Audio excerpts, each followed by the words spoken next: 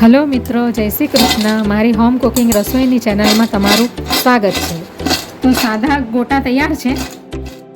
Channel પર નવા હોવ તો જરૂરથી ચેનલ સબસ્ક્રાઈબ કરજો, જેથી મારા દરેક વિડીયોનું નોટિફિકેશન તમારા સુધી પહોંચશે.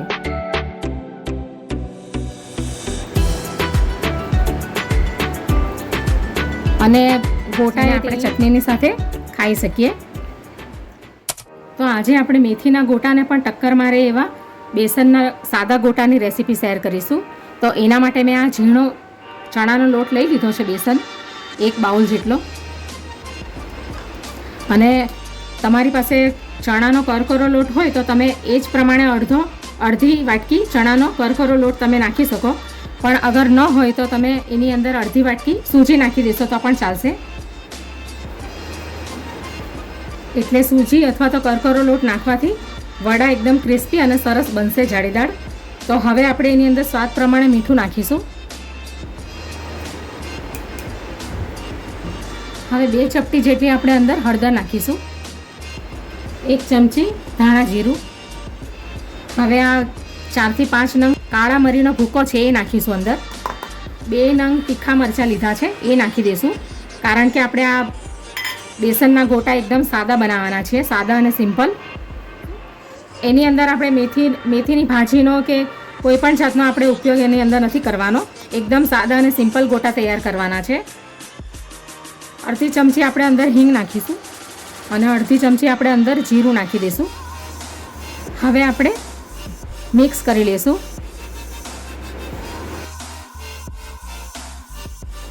તમારે અંદર મેથીની ભાજી કે ધાણા વગેરે નાખવા હોય તો તમે નાખી શકો. હવે આપણે થોડું થોડું પાણી નાખતા જશું અને એનું બેટર રેડી કરી લઈશું. બહુ એકદમ જાડું પણ નહીં અને બહુ પાતળું પણ નહીં.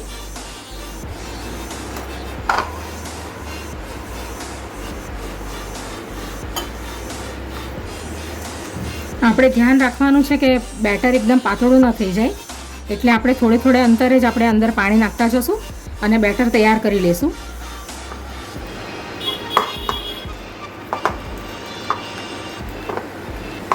આપણે હાથ વડે આપણે ગોટાને તૈયાર કરી શકીએ એ ટાઈપનું બેટર આપણે રેડી કરવાનું છે.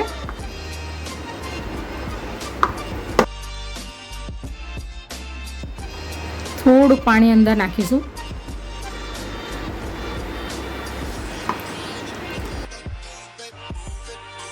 હવે આપણે બેટરને બરાબર ફેટી લેશું.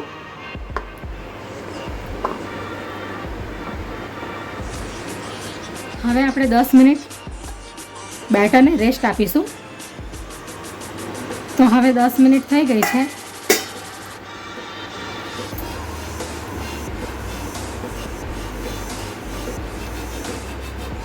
તો આપણે સૂજી નાખી છે અંદર, એટલે બેટર એકદમ બરાબર થીક થઈ ગયું છે. તો હવે આપણે એની અંદર 2 ચમચી જેટલું પાણી નાખીશું.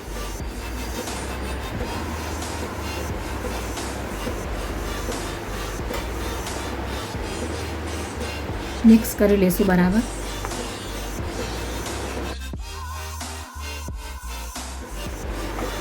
હવે આપણે એની અંદર અડધી ચમચી ખાવાનો સોડા નાખીશું. ખાવાના સોડાને એક્ટિવ કરવા માટે ઉપર લીંબુ નાખીશું અડધું.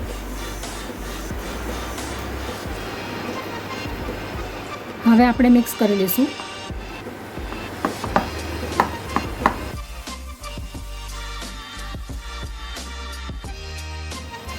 હવે આપણે આ અડધો ચમચો જેટલો ગરમ ઓઇલ નાખીશું બેટરમાં.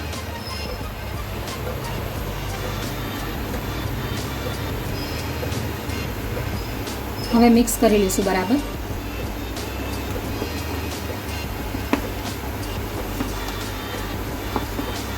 ગરમ તેલ નાખવાથી સરસ ક્રિસ્પી એવા બનશે.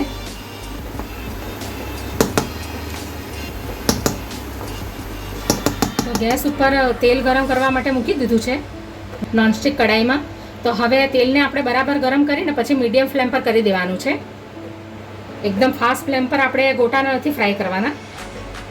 તો હવે આપણું બેટર રેડી થઈ ગયું છે ગોટા બનાવવાનું. તો હવે આપણે ગોટાને બનાવવાનું ચાલુ કરીએ.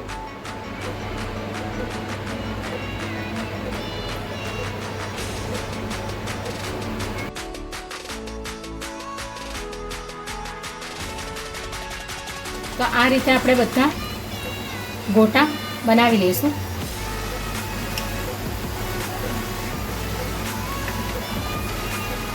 હવે આપણે એને હમણાં નથી હલાવવાના. 1 મિનિટ સુધી એને બરાબર ફ્રાય થવા દેશું, પછી આપણે એને પલટાવશું. અને ઘણા ખરા ગોટાને તો પલટાવવાની પણ જરૂર નથી.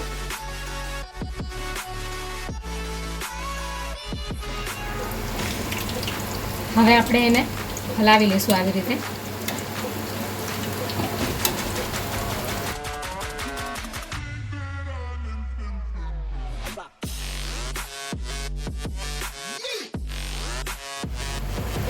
તો હવે ગોટા ફ્રાય થઈ ગયા છે, ગોલ્ડન બ્રાઉન થઈ ગયા છે થોડા.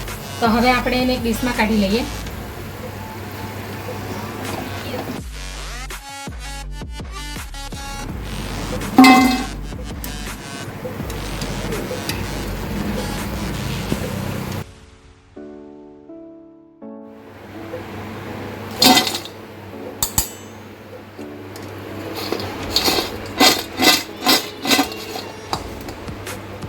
તો આવી જ રીતે આપણે બધા ગોટાને ફ્રાય કરી લઈશું.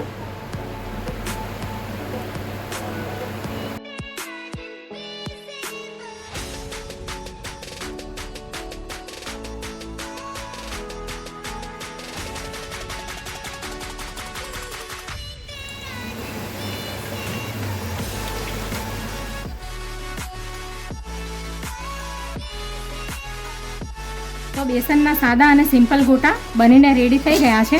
તો હવે આપણે એને ડીશમાં સર્વ કરી લઈએ.